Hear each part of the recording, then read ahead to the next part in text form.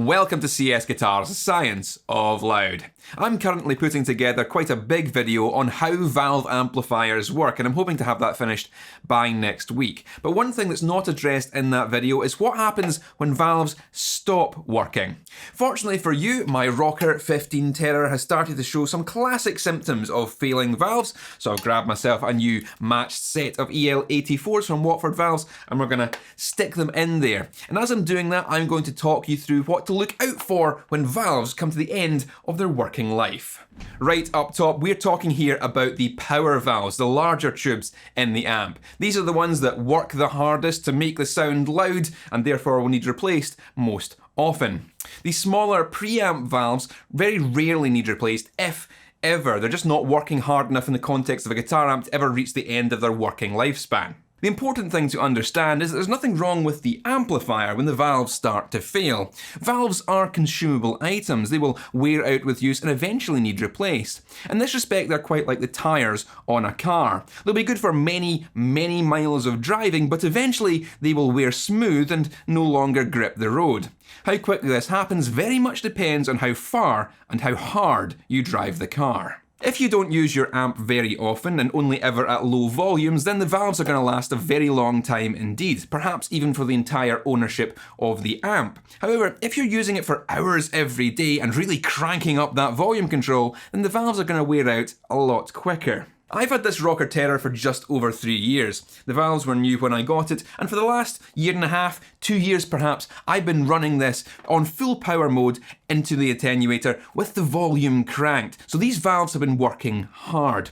I don't actually play guitar as often as you might think I do, so getting almost 2 years out of a set of valves cranked is actually pretty good.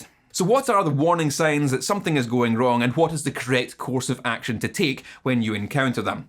Well, the most common thing you're probably going to come across is sudden and intermittent volume drops. The purpose of the power valves in the amplifier is to make the signal very loud, so as they start to wear out, they're not going to be able to amplify as effectively. So things will get quiet. If you're playing along and suddenly, out of nowhere, the volume suddenly halves, it's most likely the valves.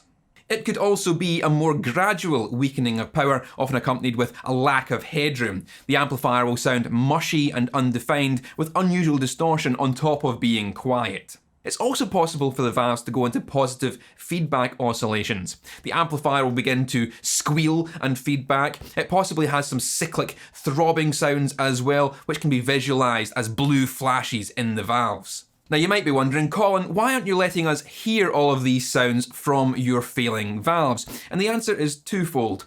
One, these sounds and effects can't be generated on command. They happen at random and they get more frequent as the valves continue their sudden and inevitable decline. And two, continuing to use the amp when in this state will damage it. It'll burn out components, could possibly arc the transformer and cause very expensive repairs that I don't want to have to do. I've heard so many stories, many of them firsthand, from guitarists who've experienced sudden volume drops and weak sounds from their valve amps, whose solution has been to just turn it up and keep playing, forcing those failing valves to work harder and harder until the amplifier eventually stops and all the magic smoke escapes. If you experience any of the above issues, stop using the amplifier immediately and seek the assistance of an amplifier technician. If you catch it early enough, then you've not caused any damage and all that needs to happen is a valve swap and you're back on your feet. However, continue to ignore the warning signs and use the amp with failing valves and you could find yourself footing a very expensive repair bill. With regards to changing the valves yourself, like I'm doing here, then it very much depends on what kind of amplifier you have. This Rocker Terror is cathode biased, meaning that I can just pull the old valves and plug the new ones in and it's job done. However, for amplifiers like my Victory Kraken and many others, changing the power valves will require opening up the amp to perform a rebias, which involves probing it for voltages inside a live amplifier. Something you probably don't want to be doing yourself unless you're qualified to work with live electricity. This amplifier is now back up and working with its new valves installed, and I shouldn't have to worry about it again for another couple of years.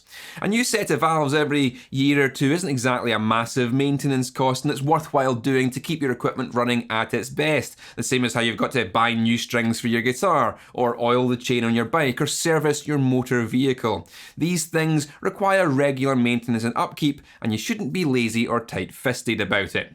Don't forget to click all the buttons you're supposed to make this video viable to the ever-changing whims of the YouTube algorithm. That's all for now. Keep it loud, and stay safe.